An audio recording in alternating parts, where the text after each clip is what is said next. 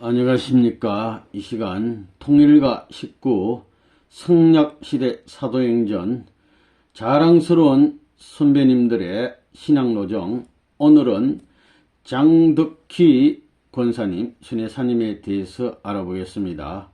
눈물 속에, 감사 속에. 양력 1905년 2월 항해도 재령에서 출생하셨습니다. 일본에서 대학에서 경제학과를 중퇴하시고 56년 2월 통일교회에 입교하시고 57년 7월 제천교회 개척하시고 59년 2월 목표교회 전도사, 60년 7월 해남교회 개척, 61년 7월 완도교회 개척, 62년 3월 완도 지역장 대리를 쭉 하시고 추가로 62년 제3회 자녀의 날 때 하늘자녀 대표로서 참 아버님 부모님으로부터 상을 받으셨어요. 장덕희 권사님, 또 이월성, 최윤화, 조정희 이 네 분이서 자녀의 날 음력 1일에 상을 받으시고 많은 활동을 하신 우리 귀한 권사님 되겠습니다. 오늘도 사진 몇 커트 보도록 하겠습니다. 이 사진을 볼 것 같으면은 이건 무슨 사진이냐면은 장덕희 권사님이 당시에 활동할 때의 우리 교회의 모습들 되겠습니다. 여기 보면은 파주 공릉교회 헌당식, 여기 보면 공릉교회 낙성식 기념일에, 낙성식이나 뭐 헌당식이나 같은 말인데 57년 12월 6일 그때 우리 교회 모습입니다. 우리 식구님들, 어린 아이들도 있고 우리 식구님들 계시고 이 교회가 이렇게 위에 초가를 이렇게 올려놨어요. 공릉교회라고. 그 당시에 우리 교회의 모습들 되겠습니다. 파주 공릉교회. 이것은 전북 무주교회 57년 크리스마스 때 여기 이제 학생들이 있고 우리 식구들이 있고 당시 우리 교회 모습이 되겠습니다. 전북 무주교회가 되겠습니다. 이 사진은 제1회 전국 전도사 수련회를 참 아버님 계시고 요분은 유효원 협회장님, 요분은 안창성 선생님, 유 협회장님이 주로 이제 강의를 하시고 또 안창성 선생님도 주로 강의하시고 아버님도 주로 말씀을 해주시고 이렇게 해서 제1회 처음으로 전국 전도사 수련회가 개최가 됐어요. 40일 수련회 됐습니다. 이때 이 수련생이 72명하고 또 청강생들도 많이 왔다는데 72명, 정식 수련생 72명이 모였습니다.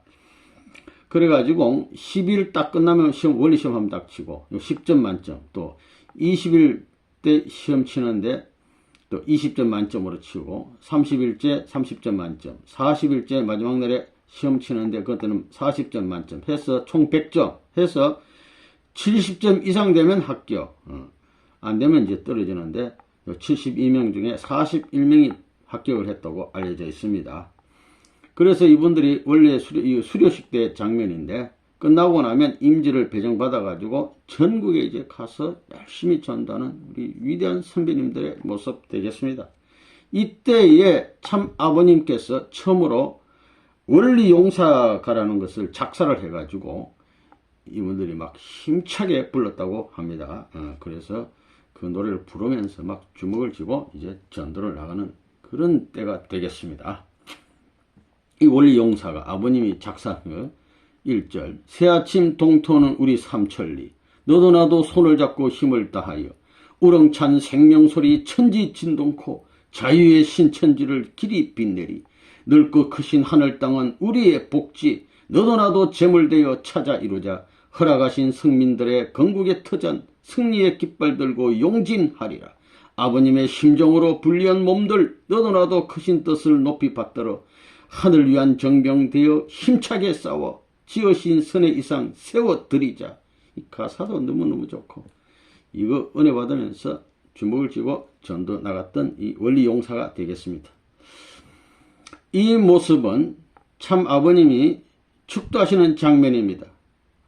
하늘 자녀 대표 시상식 때 4번 상 받을 때인데 62년 자녀 날에 여기 상품이 있어요. 요거 한 사람 거, 한 사람 거, 한 사람 거, 네 분 건데, 원리 해설 책이 6권, 또 밑에 또 영어로 이렇게 된 책 해가지고, 이걸 한 사람 분 딱 상을 주는데, 이때 장덕희 권사님도 4분 중에 한 분으로 상을 받은 역사적인 장면 되겠습니다. 이 책에다가 다 아버님이 친히 이게 사인을 해주시는 건 처음이래요. 그래서 이렇게 상을 주시고 귀한 참 장면 되겠습니다. 이 사진은 그 당시 62년도에 이게 서울의 파고다 공원인데, 이 탑골공원이라고 하는데, 여기 전도를 하신 강의하는 장면인데, 요분이 김희옥 권사님, 요분이 유명한 강현실 전도사님, 요분은 아주 귀하신 우리 정석원 할머님 되겠습니다. 아주 귀한 분들이 비가 오나 눈이 오나 여기서 13개월 동안 강의를 했는데, 이 사총사에 한 분이 더 있어요. 누구냐면 바로 오늘 말씀하는 장덕희 권사님인데, 누가 한번 사진 찍어줘야 되니까 사진 찍어주면 한 사람은 찍어야 되잖아. 그래서 이게 딱 장면입니다. 원래는 사총사입니다. 4분이서 하루도 안 빠지고 이 강의한 역사적인 장면 되겠습니다. 여기 장덕희 권사님이 빠졌어요. 사진 찍어주느라고. 이거 보세요.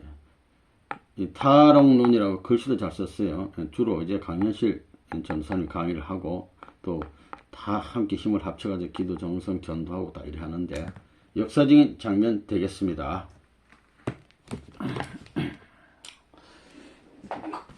그러면 이어서 신앙 수기 읽어보도록 하겠습니다.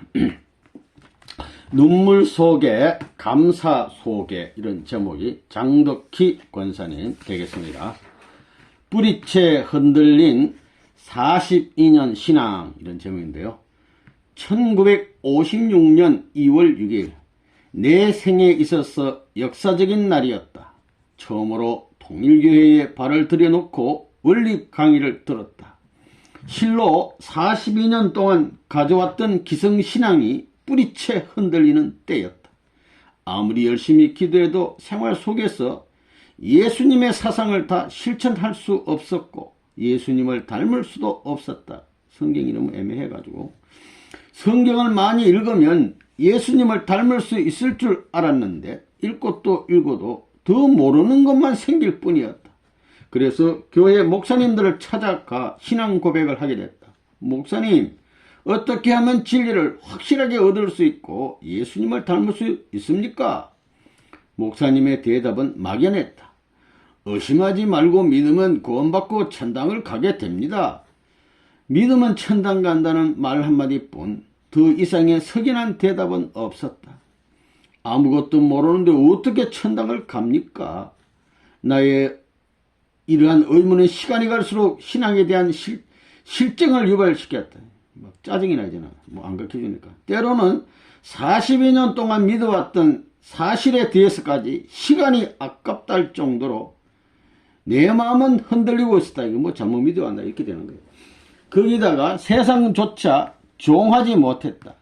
하늘은 그러했던 나를 부리지 않고 사랑으로 인도해 주셨다.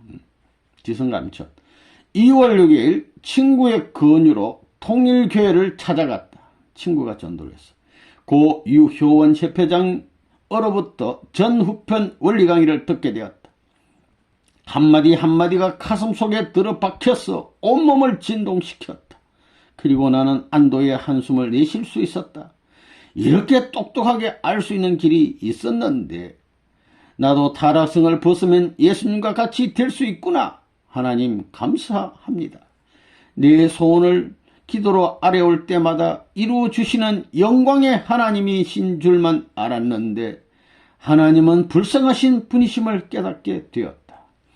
죄인을 멀리하지 않으시고 노심초사 찾아오신 하나님은 방황하던 나의 모습을 보시고 얼마나 안타까워하셨을까.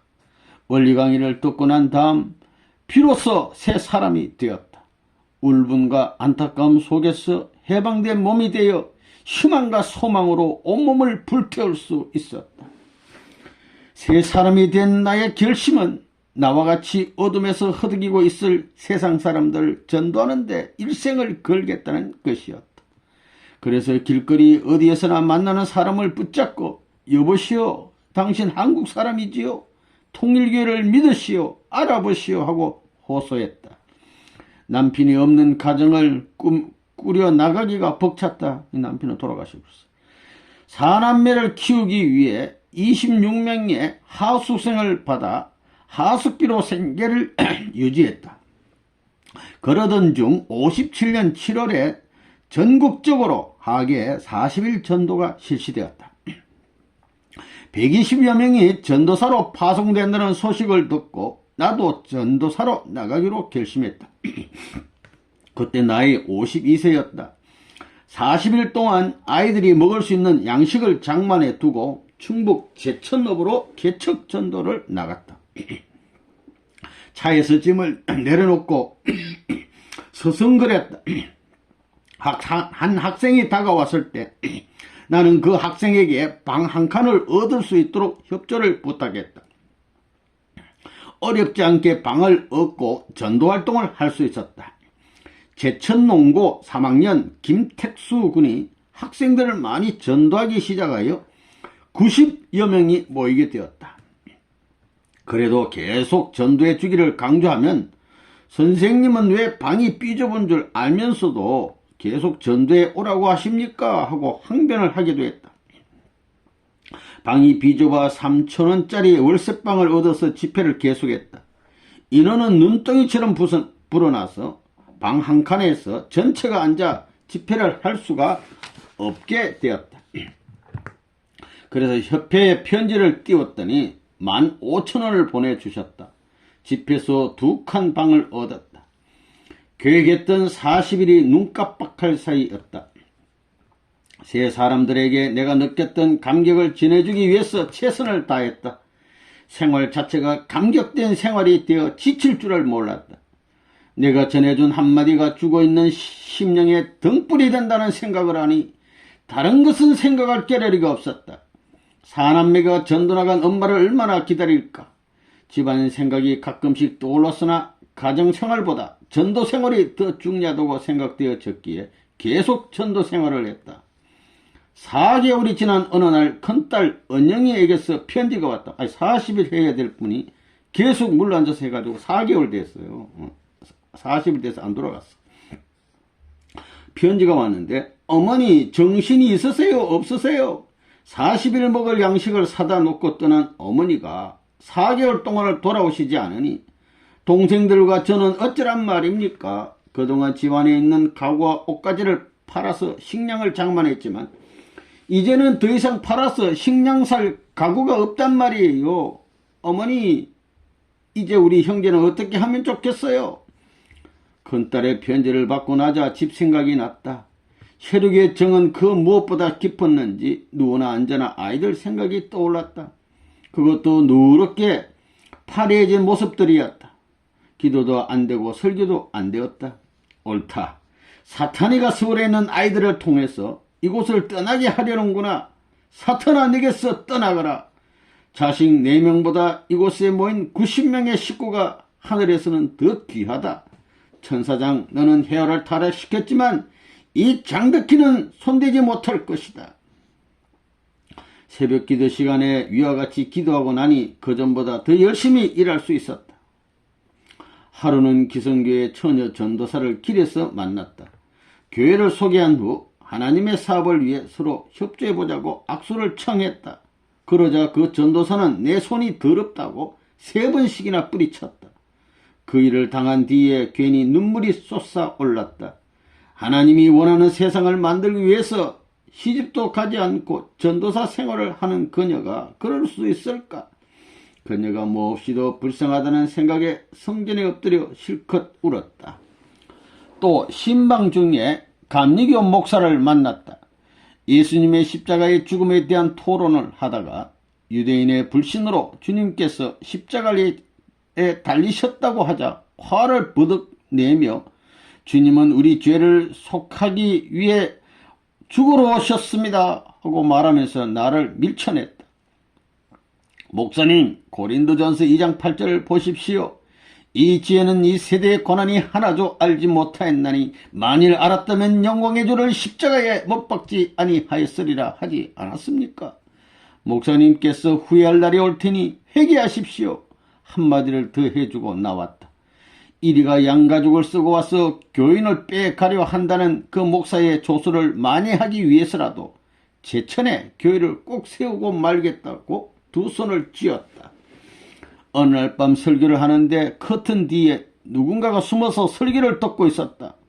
끝나고 나와 보니 옆방에 사는 감리교에 다니는 부인이었다. 그 부인은 나에게 부탁을 해왔다. 권사님, 우리 아기가 아파서 죽게 됐어요. 기도 좀 해주세요. 권사님께서 기도를 해주시면 나을 것 같아요. 같은 하나님인데 누구의 기도는 들어주고 누구의 기도는 안 들어주시겠습니까? 성전에서 기도를 해주었다. 그리고 성전에서 자면 아기의 병이 나을 것 같다기에 아이와 함께 성전에서 잠을 잤다. 한밤중에 아기 엄마가 나를 흔들어 깨웠다. 아기를 살려달라고 큰 소리를 쳤다. 깨어나 아기를 살펴보니 입술이 새까맣고 숨을 가쁘게 내쉬었다. 나로서는 큰 걱정이었다. 만약에 아기가 우리 교회에서 죽게 되면 전도할 수 있는 길이 막힐 터인데 하늘에 매달릴 수밖에 없었다. 나는 밖으로 나가서 냉수 목욕을 했다. 11월 찬바람과 함께 그 냉기가 살 속으로 스며들었다. 하나님, 저에게 능력을 나타내셔서 저 아이를 낳게 해주십시오. 계속해서 4차례 냉수 목욕을 하고 기도를 해주었다. 다행히 하늘이 내 기도의 음성을 들으셨는지 아기의 숨소리가 잔잔해지고 몸이 정상대로 되었다. 지금도 그때의 병치료가 과학적이 아니라 생각하지만 하늘은 보이지 않는 손길로 아기를 낳게 주셨다는 것을 믿고 있다. 아기 엄마가 바로 박남규 집사다. 그녀는 아기가 낳자 원리책을 사서 원리를 가르쳐 달라고 했다. 그 후 옷장사를 하기 위해 대구로 간다기에 원리 강의를 들었으면 좋겠다고 했더니 그렇게 하겠다고 해서 서울로 올라갔다가 원리 수련회에 참석하고 돌아왔다. 수련회에 다녀오더니 알듯 말듯 하다고 했다. 같은 원리 강의를 들어도 정말 감동을 받는 사람이 있고 알듯 말듯 하는 사람도 있는 겁니다. 며칠 후 찾아와서 기저귀를 빨고 있는데 하나님께서 모두 다 가르쳐 주셨어요 하고 말하더니 권사님 살림이 내 살림이고 내 살림이 권사님 살림입니다라고 말했다. 그 후에 계속해서 식량을 가져오는 것 등으로 교회 살림을 해결해 주었다. 하나님께서는 어려운 곳에서 오래 참고 일하는 자에게는 사람을 보내주셔서 그 어려움과 고난을 해결해 주심을 느낄 수 있었다. 무엇을 먹을까 염려하지 말라 했잖아. 또 하나의 어려운 일은 안집을 전도하는 것이었다. 가톨릭 교회를 다니는 안집 식구들을 회개시키기 위해서 실천으로 본을 보였다. 새벽 일찍이 일어나서 넓은 마당을 깨끗하게 청소하고 마루를 닦아주고 나중에는 화장실 청소며 인분까지 퍼내주었다. 화장실 막 똥도 퍼내주고 이렇게 해줌으로써 안집 주인은 마을 전체에 좋은 소문을 내주었다. 길거리에서 만나는 사람마다 반갑게 대해주었다. 42년간의 기성교의 믿음은 나를 새롭게 해주지 못했는데 원리가 비로소 새 사람 되게 해주었다는 면에서 항상 기쁜 생활이었다. 밥을 못 먹어도 기뻐. 하나님은 인간을 찾기 위해서 6천년간 속에 오셨다. 그 사정을 알고 있는 나에게는 어려웠지만 고생된다는 마음은 없었다. 십자가만 믿으면 천당 간다고 철석같이 믿고 있는 신자들을 만나면 눈물이 핑 돌았다. 6개월 만에 성경학기를 졸업한 김성모 씨에게 제천교회를 인계해 주고 제천을 떠나 서울로 올라갔다. 내가 없는 사이에 아이들은 가구를 다 팔아치우고 남아있는 것은 때 묻은 이불 한 채뿐이었다. 집을 다 비우고 오래간만에 오니까 집 살림이 하나도 없어요. 먹을 게 없어. 애기들 다 팔아먹었어. 58년 12월에 협회 40일 수련회가 있어서 수련회에 참가했다. 그때 나이 56세 때이다. 나의 탓인지 아무리 성경 구절과 원리 대의를 외워도 머릿속에 남아있는 건 것 같지 않았다.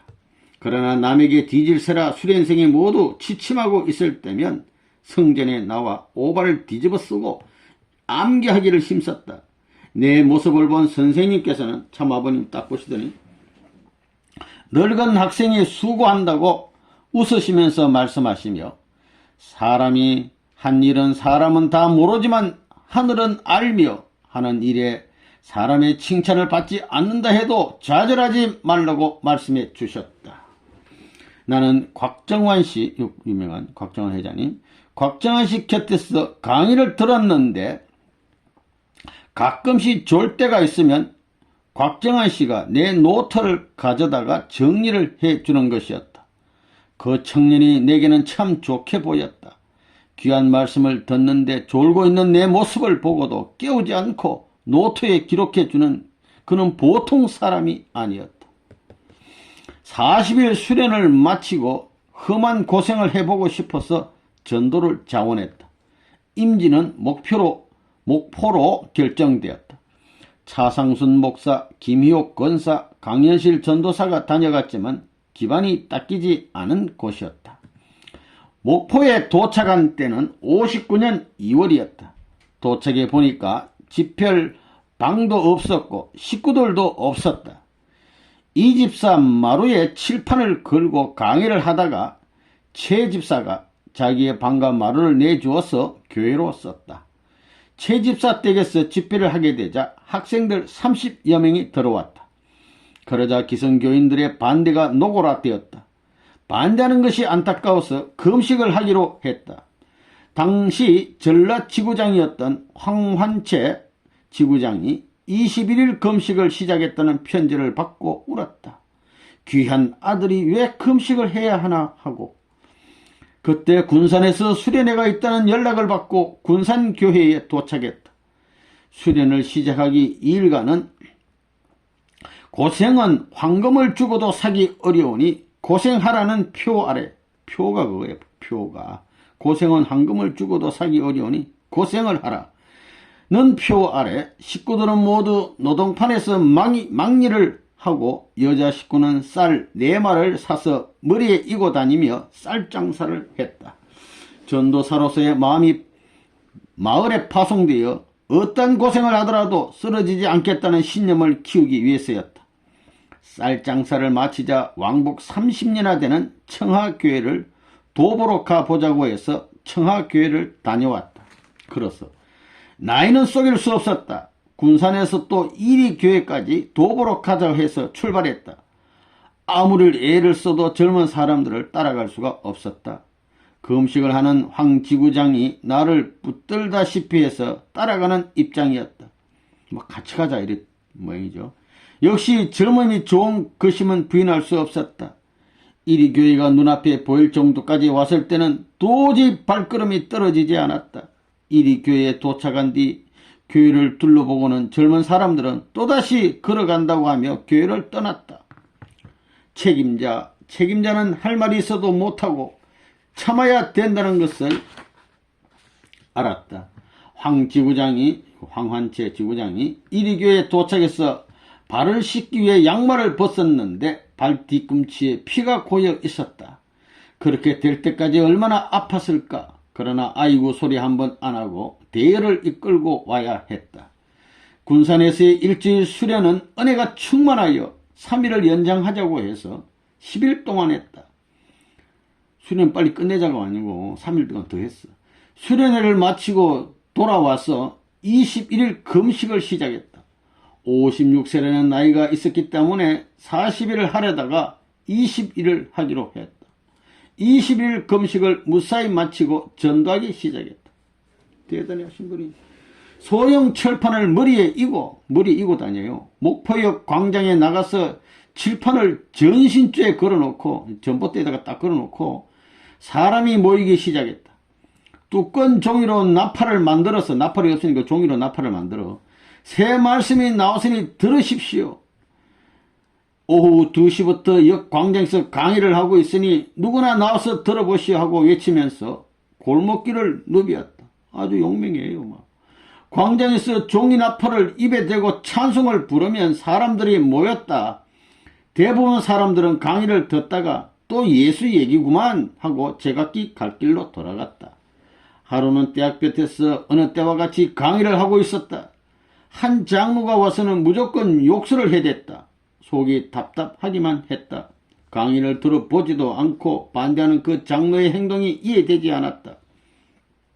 쉬지 않고 계속해서 활동을 하기 때문이었는지 몸이 극도로 쇠약해졌다. 21일 금식을 마친 뒤에 몸조리도 잘못했는데 새벽 기도를 할 때 머리가 삥 돌아가는 기분이 들었다. 그때까지만 해도 김용순 집사가 물질적으로 교회를 돕고 있었다. 김 집사를 붙들고 김 집사님, 나 이제 죽을 것 같아요. 머리가 삥삥 돌아요. 하고 말했더니 놀란 표정이었다. 그리고 나는 기도를 했다. 하나님, 저 이제 죽어도 지옥은 안 보내시겠죠? 죽음 앞에서는 마음이 약해지는 모양이었다. 계속해서 약한 생각만 하고 있었다. 그런 나에게 하나님은 조용한 음성으로 꾸짖으셨다.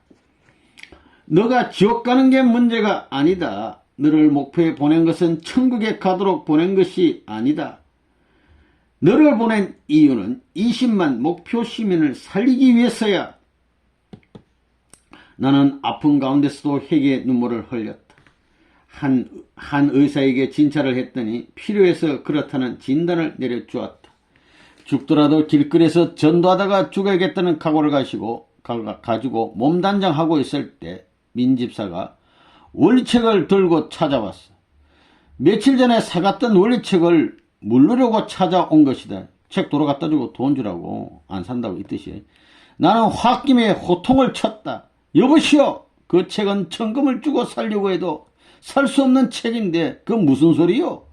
당신 생명보다 귀중한 것이니 집에 가서 읽어보고 그래도 물러야겠다고 생각나거든 찾아오시오. 그러면 받았던 돈은 돌려주겠소. 민집사가 돌아갔다. 며칠 후에 해결을 하고 찾아온 민집사의 손에는 토마토 한 강주리가 들려 있었다. 권사님, 이 토마토 잡숴 보세요. 내 꾸중을 듣고 돌아간 민집사가 교회에 나오지 않으면 어떡하나 하고 걱정을 했는데 그녀는 회개하고 교회를 다시 찾아왔다. 이 역사에 하나님께 감사의 기도를 드렸다. 그 토마토를 시원한 물에 담가 두고서 오는 이마다 하나씩 주었다. 그리고 나도 식기에 잘게 썰어서 3번 먹었다. 한 가지 기적이 생겼다. 그 과일을 먹고 난 뒤에 내 몸은 어지러운 기운도 아픈 것도 없어졌고 건강을 되찾게 된 것이다. 생로병사를 주관하시는 하나님께서 나의 건강을 지켜주심을 뼛속깊이 체험하게 되었다. 하루는 교회에 우물이 없어서 우물을 파게 되었다. 그때 우물 파는데 사용하는 괭이를 쳐다보면서 괭이와 대화를 했다. 나무하고 대화를 해요. 묻지로. 괭이야, 너는 이 세상에서 제일 행복하다. 이 세상의 숱한 괭이들 가운데 너는 특별히 선택받았어. 아마 너를 만든 사람은 선한 공덕이 많은 사람이었고 너 역시 참 착한 일을 했는가 보구나. 어떻게 해서 통일교의 우물을 파게 됐니? 너는 너 자신의 가치를 알고 있겠지? 6,000년 고대하던 인류의 소망을 설파하는 이곳을 찾아오는 수많은 사람의 목마름을 흡족하게 충족시켜줄 우물을 파고 있는 너는 세상에서 제일 행복하다는 사실을 알아야 돼. 아울러 나 자신이 어떤 위치에 있는가를 확인해봤다. 1959년 6월 20일 목표에서 해남으로 가게 됐다. 또 더 밑으로 내려와요. 김솔의 집사의 딸이 해남에 사는데 꼭 우리 교인 만들어 달라는 간곡한 부탁 때문에 가게 된 것이다. 해남에 도착해서 창고로 쓰던 방 한 칸을 1,100원에 얻어 깨끗하게 단장을 한 후 전도를 시작했다. 얼마 있지 못하고 그 집에서 쫓겨난 신세가 되었다. 교회를 집안에 두면 집이 망한다고 야단들을 하면서 방을 비워달라는 것이었다. 이 미신이야.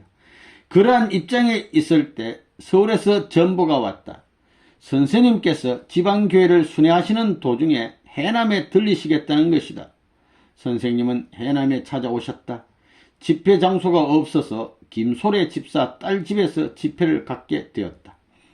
집회를 마치고 선생님을 환송한 뒤에 나는 벽을 붙들고 분함을 참지 못하여 울음을 터뜨렸다. 내가 부족해서 이렇도록 비좁고 누추한 곳에서 집회를 가졌다는 것을 생각하니 몹시 슬퍼지는 심정을 가눌 수 없었다. 그 골목길을 다니면서 하나님께 간구했다. 우리가 마음 놓고 하나님을 모실 수 있는 예배용 장소를 달라고. 결국 1만 5천원짜리 방을 얻을 수 있었다.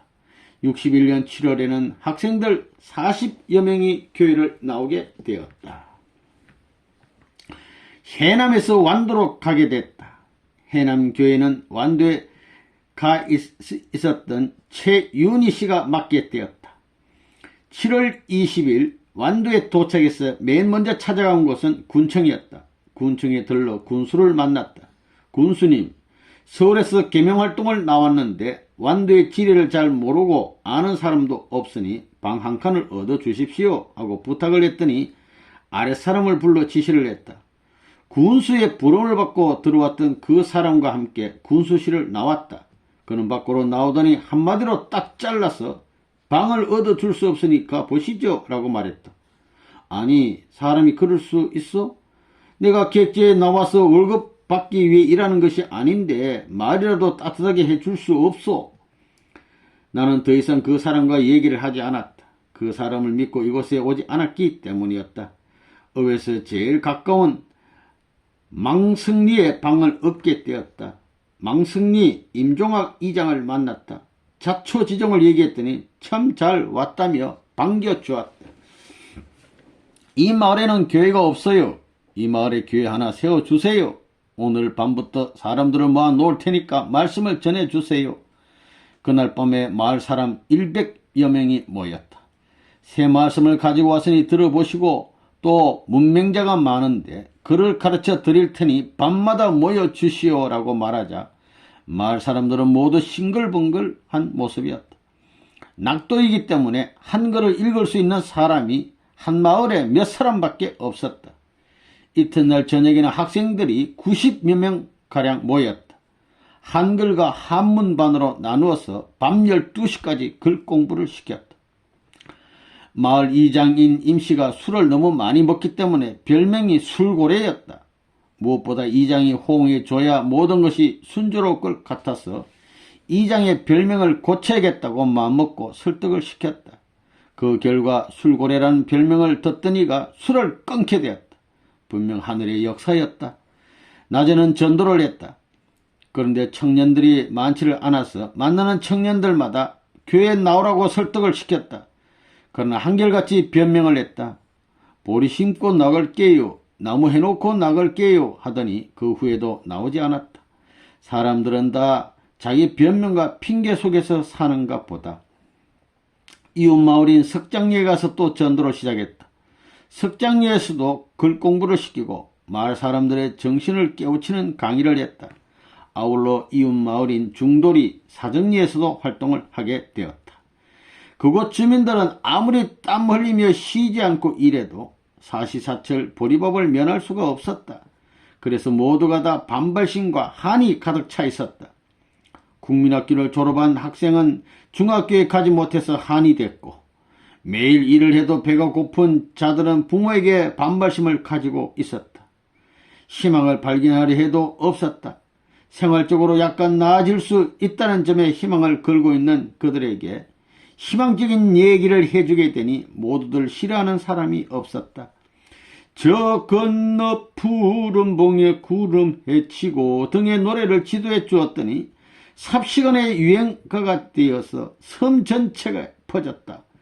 가난과 무지 속에서 희망을 찾고 있는 그들에게 희망을 주고 있다는 생각을 하니 내 마을을 분주히 왕래하면서 지칠 줄 몰랐다. 4개 마을을 막 돌아다니면서 강의를 해요.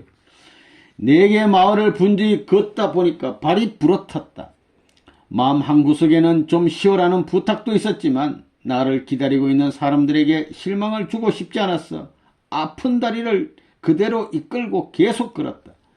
사탄아, 이놈, 내 발을 부러뜨게 한다고 해서 내가 멈출 줄 아느냐. 자, 덤벼봐라. 내 2 다리를 끊어놓을지라도 나는 전도하기 위해서 이 마을 저 마을을 쉬지 않고 다닐 테니까. 이와 같이 같은 각오가 계속되었다. 그리고 자기를 기다려줄 사람이 있다는 것에 생에 있어서 제일 보람스러운 일종의 하나임을 알 수 있었다. 문명자들이 한글을 한자 한자 해석할 수 있게 되자 더욱더 배우고 싶어 했다. 기도를 하고 난 후 아멘 하는 이유가 뭐냐고 묻던 이들도 익숙하게 기도를 할 줄 알게 되었다. 마을을 지나다 보면 아이들에게 가르쳐 주었던 빛나는 대한 노래가 이 골목 저 골목에서 울려나왔다.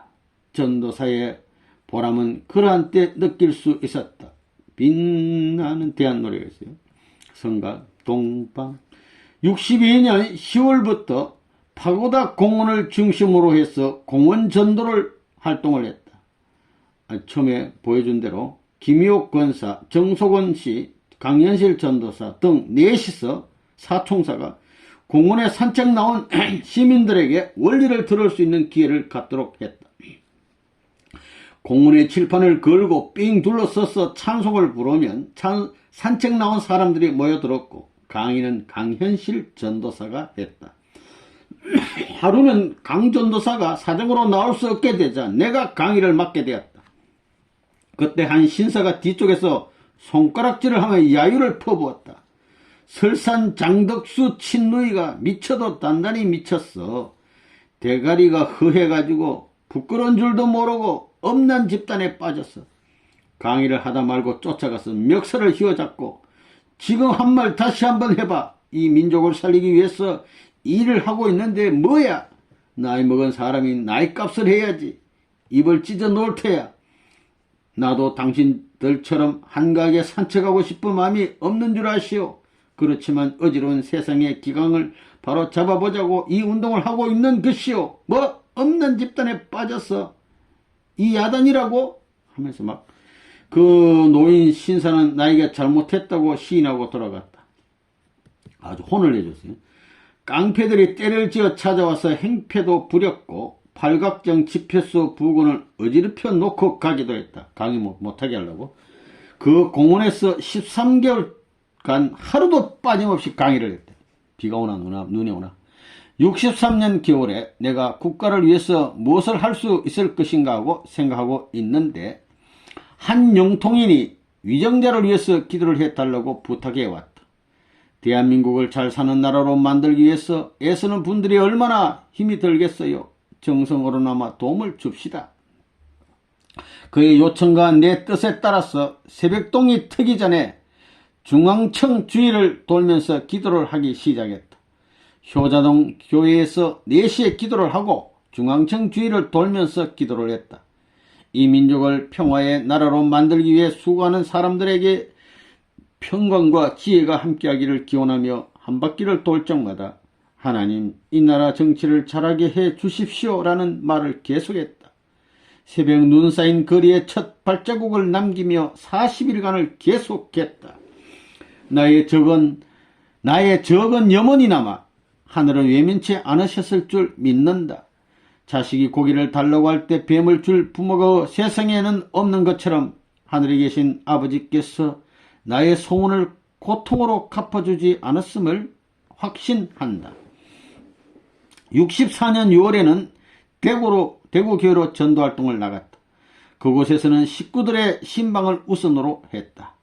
이때의 교회 살림은 정말 어려웠다. 식생활은 64년, 밥을 먹는 날은 특별한 날이어야 했고 대부분 평일에는 보리죽을 먹었다. 늙은 몸이라서인지 65년 3월에 방광염을 앓게 되었다.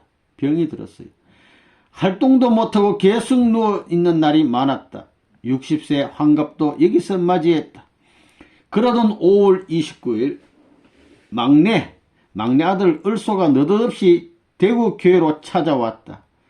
둘째 딸인 양명 누나가 중병에 걸려서 병원에 입원해 있으니 꼭 올라가야 한다는 것이었다. 나도 몸이 좋지 않은 데다 둘째 딸마저 병원에 입원했다니 한편으로는 슬픈 마음이 있었고 딸이 아픈 줄도 모르고 객지에 나와 있는 충실치 못한 엄마다라는 생각이 들었으나 뜻에 비추어 볼 때 못난 엄마다라는 생각은 금시 사라졌다. 서울행 기차를 탔다. 막내 을소는 계속해서 침묵을 지키며 차창 스치는 풍경만을 바라보고 있었다. 어둡고 무거운 듯한 침묵을 지키던 을소가 나를 불렀다. 엄마 놀라지 마세요. 작은 누나가 결혼하기로 했어요. 가슴이 철썩 내려앉았다. 축복은 어떻게 하고? 아니 뭘로 결혼을 하니? 누나가 결혼하는데 그 병원에 입원해 있다고 거짓말했어. 전세방 얻었던 돈을 빼서 결혼 준비를 하고 어머니가 덮던 이불을 뜯어 그 속에 솜을 빼서 이불 한 채를 해 주었어. 나는 말문이 막혔다. 그럼 너는 앞으로 어디서 있니? 염려 마세요. 친구 집에서 붙어 살기로 했어요. 그럼 지금 우리는 어디로 가니? 여관으로 모시겠어요. 얼소는 나를 조그만 여관방으로 안내를 했다. 목포에 전도 나갔다가 볼 일이 있어 서울에 와서 집에 들렀을 때에 일이 머리에 맴돌았다. 그때도 뭐 40일 간 분이 오랫동안 안 와가지고 몇 개월 안 와가지고 다 팔아먹고 아무도 없잖아. 양명은 참 착한 딸이었다. 내가 집에 들어섰을 때 나는 아직도 어머니가 필요해 엄마 왔어 하며 울먹이던 양명. 양명아, 세상에는 어머니를 잃은 사람도 많지 않니? 조금만 고생하면 돼. 내 말을 듣고 있던 막내 을소, 이름이 진욱인데, 어머니 교회에 정성 들이는 만큼 우리들에게도 정성 좀 들여보세요 라고 말하며 나를 쏘아 보았다. 어느 어머니가 자식을 고생시키고 싶겠니? 이 어머니가 너희들보다 몇십 배 고생하는 것을 너희도 보았지? 고생하는 거 봤지 않아? 세상을 잘 살게 하려고 너희들 고생시킨 것이지 고생시키고 싶어서 시킨 것은 아니니 섭섭해 하지마. 너희 외삼촌이며 아버지가 그렇게 일하시다가 억울하게 돌아가시지 않았니? 나는 그때 아이들의 밀린 빨래를 하고 있었다. 사람은 비누와 같은 사람이 돼야 돼. 비누는 자기 몸을 희생해서 빨랫감 속에 때자국을 깨끗하게 씻어낸단 말이야. 양명을 만났다. 얼마나 고민했던지 얼굴이 반쪽이었다. 시집가는 딸이 얼굴이 반쪽이 됐어. 축복받지 않고 결혼한다는 입장에서 괘씸하다기보다는 불쌍한 생각이 들었다. 좀 더 보살펴주지 못한 것 때문에 속이 쓰렸다. 이왕 이렇게 결혼하게 됐으니 잘 살아야 돼. 하나님은 너희들의 일생을 꼭 지켜주실 것이다. 가정 복귀해서 나와야 한다. 나는 딸과 사이를 만나 이렇게 충고해주고 예식장을 나왔다. 권사님 너무 서러움 마세요. 이제 다시금 하나님의 품속에 다 품기게 됩니다. 이처럼 충고해주는 식구를 붙들고 나는 실컷 울었다. 68년에는 큰딸 엄명이가 430가정 축복을 받았다. 당시 29세의 노처녀인 엄명 축복을 받으라고 권했을 때 독신으로 살겠다고 고집을 부리다가 축복을 받겠다는 말을 했을 때 난 하늘의 감사에 큰 기도를 올렸다. 누나가 나를 대학 졸업할 때까지 뒷바라지 해준 돈은 후에 얼마든지 갚아줄 수 있으나 홍기를 놓친 누나가 결혼을 못해서 가슴이 탔는데 하나님께서 누나에게 좋은 신랑을 보내셔서 약혼하도록 해주시네. 내가 태어나서 처음으로 하나님께 감사해 받네. 막내 진욱이의 말이다. 막내도 착해요. 나의 나이가 80살이 다 되었다. 부산에서 앓기 시작한 후부터 지금까지 건강을 완전히 회복하지 못해서 큰일을 못하고 지냈다. 통일동산에서 선생님을 배웠을 때 요즘 무엇하고 하느냐고 물으셨다. 아무것도 못한다고 대답했다. 아버님 말씀, 나는 80이 될지라도 지팡이를 짚고 다니면서 전도할 거요. 선생님의 말씀이다. 그 말씀을 들은 뒤에 나도 80이 될 때까지 전도를 해야겠다고 다짐을 하면서 몸이 완쾌되기를 빌어본다. 마음에서는 지팡이를 짚고 다니면서라도 전도를 해야지 하는 생각이 떠나지 않는다. 몸으로는 할 수 없으니 기도 생활의 연속이다. 나는 통일기에 들어온 뒤 계속해서 천국 생활을 했다. 입교 전에는 일본인들이 들을 그렇게 미워했는데 원리를 들은 후부터 미워해 본 사람이 한 사람도 없게 됐다. 그저 사람이 불쌍하게 보이고 마음에 맺힌 게 없으니 천국 생활을 한 셈이다. 그리고 매사에 감사하니 그게 천국 생활이다. 굶으면 죽지 아니한 것을 감사하고 죽을 먹으면 죽이라도 먹으니 감사하고 밥을 먹으면 밥을 먹을 수 있으니 감사하고 전부 다 감사해. 전도 생활을 할 때 남의 집 마당을 쓸어줄 때가 있었다. 마음 한편으로는 나도 옛날에 국회의원 아내였는데 하는 생각도 일어났지만 나같이 부족한 이가 어떻게 통일교회 전도사가 되어서 남의 집 마당을 쓸어주게 되었을까 생각하니 그렇게 기쁠 수가 없었다. 그 가치를 생각하니 지칠 수가 없었다. 생활이 아무리 어려워도 기쁨이 충만했다. 내가 귀한 가치가 있다는 것을 마음속에 간직하고 있기 때문에 식구 한 사람 한 사람이 얼마나 귀한가를 깨닫게 됐다. 한때는 선생님께 항의한 적도 있었다.